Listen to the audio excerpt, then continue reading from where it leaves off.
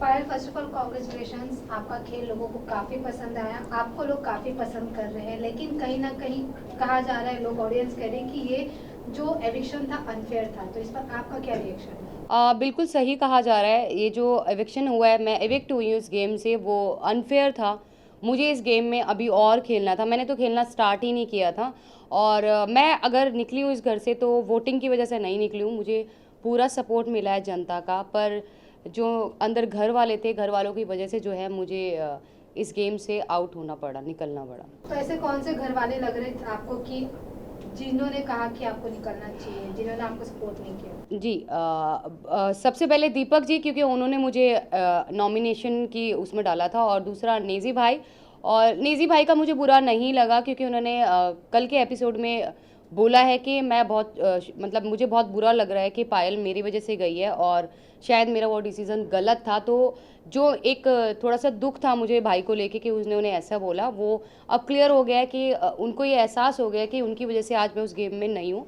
पर दीपक जी के लिए मुझे बिल्कुल भी सरप्राइज़ नहीं हुआ, क्योंकि वो ऑलरेडी अपने दिमाग में ये चीज़ बिठा के बैठे थे कि ये 3 लोग एक ही घर से आए हैं और इनके 3 वोट एक साथ हैं, ये मिलके खेलेंगे। उन्होंने हमें इंडिविजुअल देखा ही नहीं, और वो चाहते ही नहीं कि हम इंडिविजुअल इस गेम में रह के खेल सकें। वेल आपने दीपक जी की बात करी, मैं बात करूँ नीरज जी की। उन्हें ऐसा लगता है कि दीपक एज अ विनर निकल सकते हैं। वो बहुत अच्छे प्लेयर है, जस्ट बिकॉज वो अभी व्हील चेयर पर है या उनका फ्रैक्चर है, इसी वजह से वो अपनी गेम को ज़्यादा एक्सप्लोर नहीं कर पा रहे। क्या कहना है आपको इस बारे में? मेरा कहना ये है, दीपक जी बहुत ज़्यादा एक्सपीरियंस्ड हैं, उनको चीज़ें बहुत ज़्यादा पता है हम लोगों से ज़्यादा, ठीक है। पर जो उनकी मेडिकल कंडीशन है उसकी वजह से वो उस गेम में अपना जो उनको देना चाहिए वो नहीं दे पा रहे हैं। वो मेडिकल कंडीशन की वजह से बेड पे रहते हैं, उनको बेड से उठा के मेडिकल रूम तक ले जाने के लिए भी 2 लोगों की ज़रूरत पड़ती है। तो मुझे ऐसा लग रहा है कि उनको इस वक्त ना बुला के शायद नेक्स्ट सीज़न में अगर बुलाते तो वो शायद बहुत ज़्यादा अच्छे से खेलते और शायद विनर भी हो सकते थे।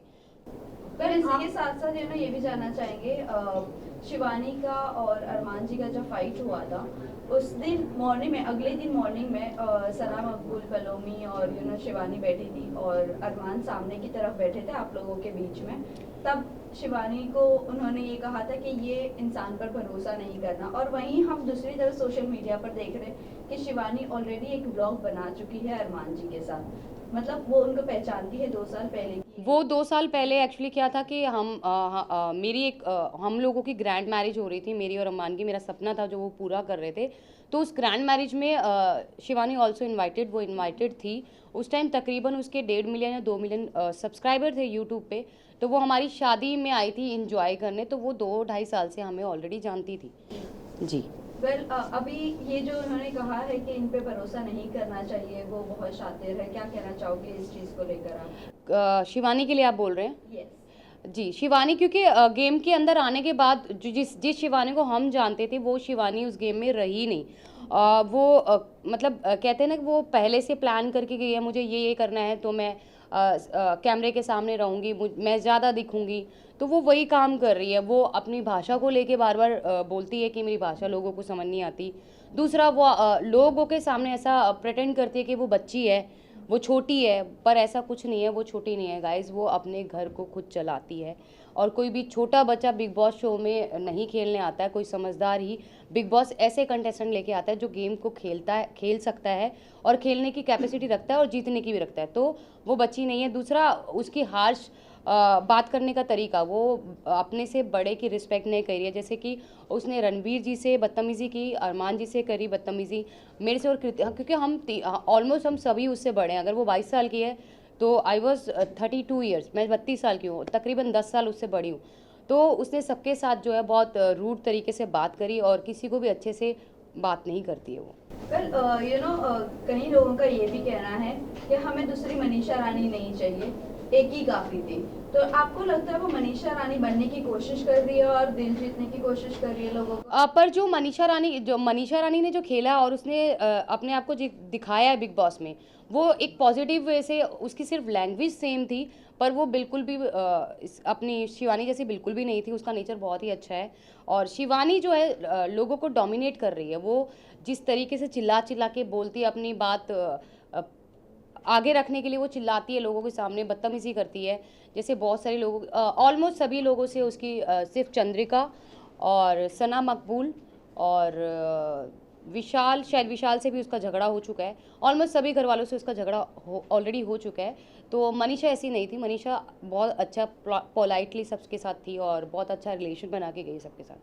वेल, आप लोग आपके रिश्तों के बारे में बाहर बहुत ज़्यादा ट्रोलिंग चल रही है। आप आपके रिश्तों को क्या कहना चाहोगे? रिश्ते के बारे में लोगों को क्या कहना चाहोगे जिस तरह से बाहर लोग एक्सेप्ट नहीं कर रहे हैं?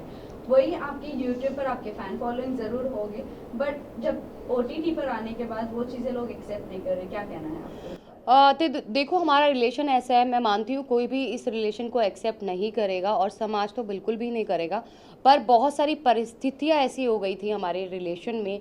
हम लोग तीनों 1-1.25 साल के लिए अलग भी हो गए थे, हम सेपरेट भी हो गए थे, वो भी करके देख लिया था। पर जो बहुत सारी परेशानियाँ, तकलीफ़ हमने झेली है, मरने की कगार तक हम तीनों पहुँच गए थे। पर उन सबको समेट के हमने वापस अपने रिलेशन को बनाया है और इस रिलेशन में आज इतना प्यार है कि दुनिया की कोई भी ताकत हम तीनों को अलग नहीं कर सकती है। पर इसी के साथ साथ हम समाज को ये मैसेज देते हैं कि हम लोग 2 शादियों को सपोर्ट कभी नहीं करते हैं, ना ही ज़िंदगी में कभी करेंगे। ये गलती अरमान जी से हुई है, वो ये चीज़ मानते हैं, उनसे ये गलती हुई है।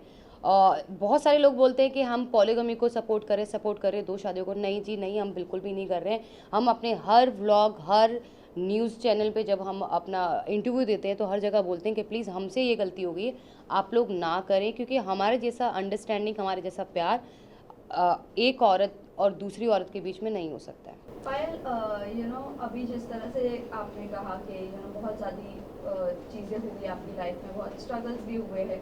अब जब आप बिग बॉस पर आते हो और इतना डार्क फेस को वापस से एक बार रिपीट किया जा रहा है, सेम चीज़ें रिपीट की जा रही है, ये कितना मेंटली टॉर्चर है? और इससे अभी उगना चाहोगे या वहीं पर वो सब मेमोरीज अभी रिकलेक्ट करते रहना? नहीं नहीं, बिल्कुल भी रिकलेक्ट नहीं करना। अब उस फेज़ को हम बिल्कुल भूल चुके हैं। पर क्या होता है ना कि आपकी कुछ चीज़ें, जो कुछ इमोशन जुड़े होते हैं आपकी लाइफ के साथ, तो वो उस समय के साथ भी हमारे थोड़े, मेरे अलग हैं, अरमान के अलग है, कृतिका के अलग है, इमोशंस हैं। वो जब कोई बिल्कुल अंदर घुसता है ना तो एक डार्क फेस याद आता है और वो थोड़ा इमोशनल हो जाता है। तो लेकिन अब उस लाइफ को हम बिल्कुल भी याद नहीं करना चाहते और बिल्कुल भी नहीं उसके बारे में बात करना चाहते। इवन पायल, अभी आप घर से बाहर हो चुकी है, आप अपने बच्चों के साथ है, लेकिन आप अरमान को कितना मिस करेंगी? क्योंकि अभी वो तो घर के अंदर ही है। अरमान जी घर के अंदर है, मैं उनको मिस नहीं करूँगी क्योंकि मैं उन्हें रोज़ 24 आवर्स लाइव देखूँगी और उनके हर एक जितने भी एपिसोड्स आएंगे वो देखूँगी। उनको मिस नहीं करूँगी क्योंकि ऑलरेडी उनके पास कृतिका है उनके सपोर्ट के लिए, पर बाहर से फुल सपोर्ट दूंगी। जितने भी लोग मुझे यहाँ पे देख पा रहे हैं, आप लोगों ने मुझे बहुत प्यार दिया, मुझे बहुत सपोर्ट दिया। मुझे पता है मैं जो है, नॉमिनेशन मेरी अगर हुई है तो वोटिंग की वजह से नहीं हुई, मुझे फुल सपोर्ट मिला है घर वालों की वजह से मैं बाहर आई हूँ। मैं यही कहना चाहती हूँ जाते जाते कि आप लोग जी भर के, दिल खोल के अरमान और कृतिका दोनों को वोट कीजिए और उनकी आगे की पर्सनैलिटी आपको जो है गेम में देखने के लिए मिलेगी कि वो जेन्युइन है कि नहीं है। लास्ट जाते जाते लास्ट क्वेश्चन, जिस तरह अभी आपने मेंशन किया था, एक प्यार को पाने के लिए आपने अपनी फैमिली को खो दिया था, अब आपकी फैमिली का क्या फीडबैक है जब बिग बॉस से बाहर आ गई है? मेरी फैमिली का कोई फीडबैक नहीं है और मुझे नहीं लगता कि उनको मेरे फेम से, मेरे पैसे से कोई लेना देना है, क्योंकि ऑलरेडी फेम मेरे पास है, लोग मुझे जानते हैं, मेरे यूट्यूब से, मेरे इंस्टा से लोग मुझे जानते हैं। अगर ऐसा कुछ होता तो वो 13 साल में वेट नहीं करते मेरे पास आने के लिए। तो बिग बॉस OTT से उन लोगों को कोई फ़र्क नहीं पड़ने वाला। Thank you so much. Thank you. इधर ma'am. Payal, now this side. क्यों क्या सामने हल्का और थोड़ा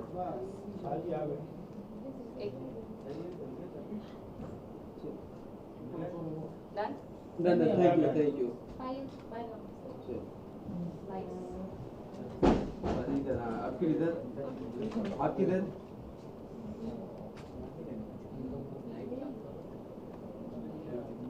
thank you.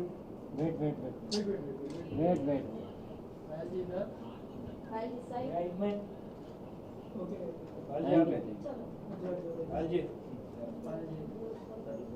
Okay, thank you. Pal ji, thank you. Okay, thank you everyone.